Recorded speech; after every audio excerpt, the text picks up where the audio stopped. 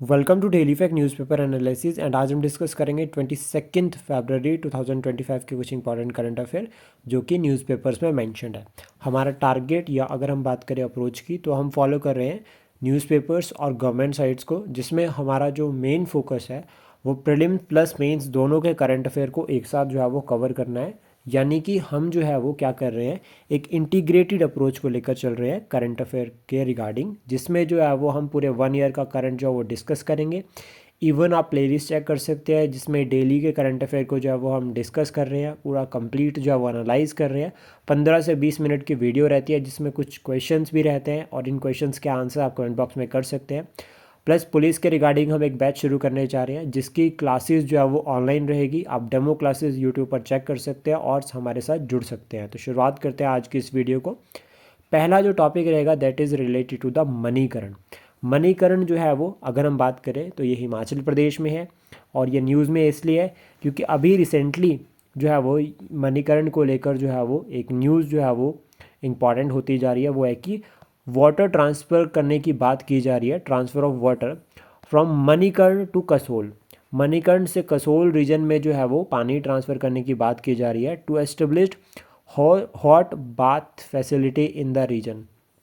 मतलब कसोल रीजन में hot bath facility provide करने के लिए जो है वो पानी का ट्रांसफ़र करने की बात की जा रही है मणिकर्ण से। तो इसकी वजह से जो लोकल जो रेजिडेंट है उन्होंने जो है वो एक तरह से अपसेट हुए हैं गवर्नमेंट के इस डिसीज़न से। मणिकर्ण के बारे में बेसिक अगर हम बात करें तो स्मॉल टाउन है हिमाचल प्रदेश में और ये फेमस है हॉट स्प्रिंग्स के लिए, रिलीजियस सिग्निफिकेंस है और सीनरिक ब्यूटी के लिए। रिलीजियस सिग्निफिकेंस अगर हम बात करें तो सिख और हिंदू दोनों के लिए जो है वो अगर हम बात करें रिलीजियस साइट है, जिसमें अगर हम बात करें यहाँ पर शिव जी का टेम्पल है, राम भगवान जी का टेम्पल है यहाँ पे और यहाँ पर एक गुरुद्वारा भी है। प्लस साथ में एक पॉइंट जो आपको याद रखना है कि जो मणिकर्ण है वो पार्वती वैली में जो है वो लोकेटेड है और पार्वती रिवर के जो है वो नियर साउंडेड जो है वो आपका मणिकर्ण है। तो ये बहुत ज़्यादा जो है वो इम्पॉर्टेंट रहेगा।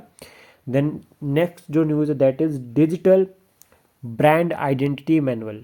ये रिसेंटली लॉन्च किया है ministry of electronics and IT यानी कि इंफॉर्मेशन टेक्नोलॉजी, और साथ में इनाग्रेट किया है फर्स्ट चीफ इंफॉर्मेशन कॉन्फ्रेंस 2025। ये पहली जो है वो चीफ इंफॉर्मेशन कॉन्फ्रेंस होगी 2025 की, सो इनाग्रेट किया और साथ में लॉन्च किया है डिजिटल ब्रांड आइडेंटिटी मैनुअल। यहाँ पर जो टारगेट है, जो प्राइमरी ऑब्जेक्टिव है वो है क्रिएट करना a unified and consistent digital brand for the government of India. Next उसके बाद दिनेश खवारा कमेटी रिसेंटली जो है वो अपॉइंट किया किसने, insurance regulatory and development authority of India. इन्होंने 7 मेंबर कमेटी अपॉइंट की थी और जिसके चेयरपर्सन जो है वो दिनेश खरा को बनाया गया है, जो कि फॉर्मर जो है वो एसबीआई चेयरमैन है। एसबीआई जो है वो स्टेट बैंक ऑफ इंडिया कौन से ईयर में एस्टेब्लिश्ड हुआ है ये आप कमेंट बॉक्स में बता सकते हैं। देन यहाँ पर की ऑब्जेक्टिव क्या है, एग्जामिन करना proposed amendment to the insurance act 1938 plus साथ में सुजेस्ट करना फ्रेमवर्क फॉर द इम्प्लीमेंटेशन। मतलब सरकार ने सबसे पहले तो क्या किया है कि जो 1938 का जो इंश्योरेंस एक्ट है उसमें अमेंडमेंट करी। देन उसके बाद एक कमेटी अपॉइंट करी कि जो अमेंडमेंट है इसके रिगार्डिंग प्रॉपर रिकमेंडेशन प्रिपेयर करे और दिनेश खारा जो है उसके जो है वो चेयरपर्सन बनाए गए हैं। प्लस साथ में आपको की अमेंडमेंट से याद रखना है जो इसमें करने की बात की गई है दैट इज़ 100% एफडीआई। जो आपका इंश्योरेंस सेक्टर है उसमें 100% एफडीआई जो है वो अलाउ कर दी गई है और पहले अगर हम बात करें तो 74% थी और ये अलाउ करने की बात जो है वो न्यू जो रिसेंट अभी अमेंडमेंट है उसके अंडर की गई है। देन उसका second all India state water ministers conference, ये ऑर्गेनाइज करी है मिनिस्ट्री ऑफ जल शक्ति ने। कहाँ पर, उदयपुर राजस्थान में। सेकंड एडिशन है ये, पहला एडिशन कहाँ पर हुआ था, भोपाल में 2023 में, और उसमें फोकस किया गया था वाटर सिक्योरिटी की तरफ, वाटर यूज़ एफिशिएंसी की तरफ, गवर्नेंस की तरफ, क्लाइमेट रिसाइलेंस और वाटर क्वालिटी, इनकी तरफ फोकस किया गया था। नेक्स्ट उसके बाद इसमें ही जो आपको पॉइंट याद रखना है कि जो सेकेंड कॉन्फ्रेंस का सिग्निफिकेंस रहता है उसमें एग्रीकल्चर और वाटर मैनेजमेंट की तरफ ध्यान दिया जा रहा है ताकि प्रॉपर जो है वो वाटर को यूटिलाइज़ किया जाए एग्रीकल्चर के लिए। रिवर रीजनरेशन की तरफ जो फोकस है, स्ट्रेंथनिंग ड्रिंकिंग वाटर सप्लाई इसकी तरफ भी फोकस चल रहा है और इम्प्रूव वाटर स्टोरेज को इम्प्रूव करने के लिए भी यहाँ पर जो है एफर्ट्स किए जा रहे हैं। प्लस ओवरऑल अगर हम बात करें तो इससे क्या हो रहा है कि फिर जो गवर्नेंस सिस्टम है, स्पेशली अगर हम बात करें वाटर गवर्नेंस सिस्टम जो है वो और ज़्यादा स्ट्रेंथन होगा, गवर्नमेंट का बर्डन कम पड़ेगा with respect to the cases related to the water. Then उसका नेक्स्ट है इंडिया एंड अर्जेंटीना दोनों ने साइन किया अभी MOU, memorandum of understanding for lithium exploration and investment opportunity in Argentina, दोनों ने साइन किया है। अर्जेंटीना में जो लिथियम देखा जाता है, और लिथियम ट्रायंगल जिसमें अगर हम बात करें जो आपका बोलीविया, चिले और अर्जेंटीना, ये तीनों जो है वो इसमें इंक्लूड होते हैं। और बेसिक अगर हम बात करें लिथियम के बारे में, तो लिथियम को जो वाइट गोल्ड कहा जाता है, lightest element and solid element है, classified as both alkali and rare earth metal, जो रेयर अर्थ मेटल में भी इंक्लूड किया जाता है और अल्कली में भी इसको इंक्लूड किया जाता है।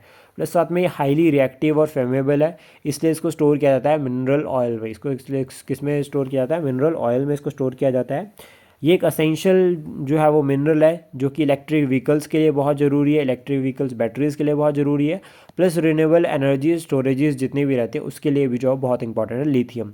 और अगर हम वर्ल्ड में बात करें लिथियम रिजर्व्स की, तो सबसे पहले ज़्यादा जो है चिले में है, देन उसका चाइना, और उसका थर्ड है ऑस्ट्रेलिया। यहाँ पर जो लिथियम जो है वो रिजर्व्स है। भारत में अगर हम बात करें लिथियम कहाँ कहाँ पे मिलता है, तो एक हो गया जम्मू एंड कश्मीर, दूसरा हो गया झारखंड, तीसरा मध्य प्रदेश, और फोर्थ जो हो गया आपका यहाँ पर क्या हो गया, कर्नाटका। यहाँ पर जो लिथियम रिजर्व्स देखने को मिले हैं। नेक्स्ट उसका बाद MD and CEO of SBI cards, तो ये अपॉइंट किया है सलीला पांडे को, और सक्सीड किस मतलब किसको इन्होंने जो है वो सक्सीड किया, दैट इज़ अभिजीत चक्रवर्ती। अगर अभिजीत चक्रवर्ती को सक्सीड किया है पांडे जी ने, तो याद रखना है हमें। देन उसका नेक्स्ट है अन्न भाग्य स्कीम। अन्न भाग्य स्कीम जो है वो कर्नाटका सरकार की है, कर्नाटका गवर्नमेंट की जो है वो ये स्कीम है। और इसमें टारगेट क्या है कि जो लो इनकम फैमिलीज़ है उनको असिस्ट करना है, एक तरह से उनको सपोर्ट प्रोवाइड करना सरकार का जो वो टारगेट है। और इसमें हमें जो याद रखना है दैट इज़ कि जो अब आपका 5 kg जो है वो राइस जो है वो प्रोवाइड किया जाएगा। कितना प्रोवाइड किया जाएगा? 5 kg राइस। देन उसका नेक्स्ट है world day of social justice है, 20 Feb को होता है। और थीम अगर हम बात करें तो focus on strengthening a just transition for sustainability जो है वो थीम रहेगी। और उसका नेक्स्ट है new election commission of India recently appointment हुई है विवेक जोशी जी की, 58 ईयर ओल्ड हैं ये। फॉर्मर जो है वो ये हरियाणा के चीफ सेक्रेटरी रहे हैं, 1989 बैच के जो है वो ये IAS ऑफिसर है, और सर्व करेंगे 1931 तक। सॉरी ये 1931 नहीं होगा, 2031 तक जो है वो सर्व करेंगे।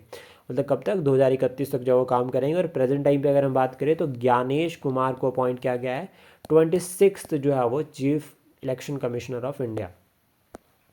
नेक्स्ट उसके बाद दिल्ली के अभी न्यू CM अपॉइंट हुए हैं रेखा गुप्ता जी, और ये BJP के जो है वो CM है, पहली बार जो महिला CM बनी है दिल्ली से। और इसमें अगर हम बात करें तो ये 4th महिला है, ठीक है। BJP के पॉइंट ऑफ व्यू से अगर हम बात करें तो first women candidate of BJP।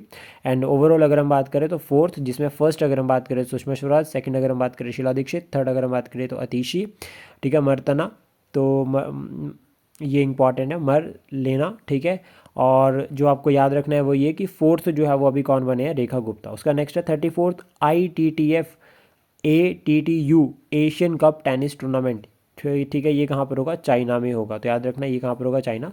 Sports को लेकर जो है वो हाईकोर्ट में काफ़ी क्वेश्चन पूछे जाते हैं, तो इसलिए जो है वो ये बहुत ज़्यादा जो है इंपॉर्टेंट हो जाता है। उसका नेक्स्ट है लेंसेट ने अभी रिसेंटली ये कहा है कि इंडिया में अगर हम बात करें तो 30% जो है वो ओवरऑल डिक्लाइन देखा गया है सुसाइड केसेस। स्पेशली अगर हम बात करें 1990 से लेकर जो है वो आपका जो है वो 2021 तक जो है वो सुसाइड केसेस जो है वो कम देखने को मिले हैं। ग्लोबली अगर हम बात करें तो 1% डाई होता है हर एक 43 सेकंड में, 1% जो है वो सुसाइड करता है। और अगर हम बात करें ग्रेटर डिक्लाइन जो फीमेल्स में देखा गया इन कंपैरिजन टू मैन, तो फीमेल्स में अगर हम बात करें तो 16.8% 1990 में था, और 10.3% जो है वो 2021 में था। तो मतलब गुड इंप्रूवमेंट यहाँ पर देखी गई है।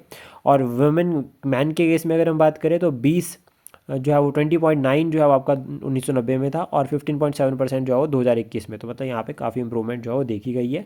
प्लस मोस्ट वल्नरेबल अगर हम बात करें तो एजुकेटेड वुमेन, स्पेशली अगर हम बात करें भारत में तो 2020 में जो है वो आपका एजुकेटेड वुमेन को जो है मोस्ट वल्नरेबल माना गया है विद रिस्पेक्ट टू सुसाइड्स। उसके बाद नेक्स्ट स्टैगफ्लेशन की हम बात करेंगे। तो स्टैगफ्लेशन क्या होता है? कि इकोनॉमिक कंडीशन होती है जो कि कंप्राइज करती है slow economic growth, high unemployment and rising inflation. तो ये 3 कंपोनेंट आते हैं, slow economic growth, high unemployment and rising inflation जो है वो स्टैगफ्लेशन के लिए रिस्पॉन्सिबल है। उसका नेक्स्ट है माउंट दुकोनो जो है वो आपका मोस्ट एक्टिव वोल्केनो है, रिसेंटली जो है वो इरप्ट हुआ है कहाँ पर? इंडोनेशिया में। और ये लोकेटेड कहाँ पर है? हलमेहरा आइलैंड है इंडोनेशिया में, जहाँ पर जो है वो लोकेटेड है। और अगर हम बात करें अर्जेंटीना, क्या बोलते हैं अपना, ये जो इंडोनेशिया है, इंडोनेशिया जो पैसिफिक रिंग ऑफ फायर का जो पार्ट है। उसका नेक्स्ट अदर जो वल्केनिक जो एक्टिविटीज़ हैं जो कि इंडोनेशिया में काफ़ी एक्टिव रहते हैं, दैट इज़ माउंट मेरेपी और माउंट रोआंग, ROUNG। ये दोनों के दोनों जो है वल्केनिक जो है वो माउंटेन्स हैं जो एक्टिव रहते हैं इंडोनेशिया में। देन उसके बाद कुछ इंपॉर्टेंट क्वेश्चंस रहेंगे जिनके आंसर आप कमेंट बॉक्स में कर सकते हैं। तो Vijaydurg recently news it is in, ये कहाँ पर सिचुएटेड है ये आप कमेंट बॉक्स में बता सकते हैं। Finance commission mention under which article of the constitution, हमें ये पता है finance commission constitutional body appointment president of India करते हैं, लेकिन कौन से आर्टिकल के अंडर मेंशन है ये आप कमेंट बॉक्स में बता सकते हैं। उसका नेक्स्ट है servant of India society founded by whom, 1905 में सर्वेंट ऑफ इंडिया सोसाइटी बनी थी, किसने बनाई थी ये आप कमेंट बॉक्स में बता सकते हैं। उसका नेक्स्ट रहेगा ISRO established in which year, ISRO established in which year, plus साथ में आप बता सकते हैं कि प्रेजेंट जो डायरेक्टर है अभी ISRO के या प्रेजेंट चेयरपर्सन जो है वो कौन है, ये भी आप कमेंट बॉक्स में बता सकते हैं। उसका नेक्स्ट है monetary policy committee comprises how many members, जो मॉनेटरी पॉलिसी कमेटी है वो क्या करती है, मार्केट में लिक्विडिटी देखती है कि पैसा इंक्रीज़ करना है या डिक्रीज़ करना है। तो उसके रिगार्डिंग यहाँ पर हमें बताना है कि जो मॉनेटरी पॉलिसी कमेटी है वो कितने मेंबर्स जो है वो कंप्राइज करती है, कितने मेंबर्स इसमें इंक्लूड होते हैं, गवर्नमेंट की साइड से कितने हैं, RBI की साइड से कितने हैं। आई होप जितने भी करंट अफेयर हमने डिस्कस किया है ये आपको एग्जाम के लिए हेल्प करेंगे। Thank you, please support share and subscribe daily fact. जल्दी मिलता है कुछ इंपॉर्टेंट करंट अफेयर के साथ।